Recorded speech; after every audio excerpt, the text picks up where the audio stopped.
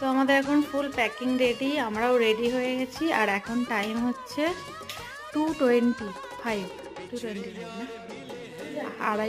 2:30 হয়ে গেছে। আচ্ছা, তো 2:30টার সময় সবাই রেডি হয়ে গেছি, দিয়ে এরপরে বেরোনোর পালা। গাড়িও এসে পৌঁছে গেছে। তো চলো,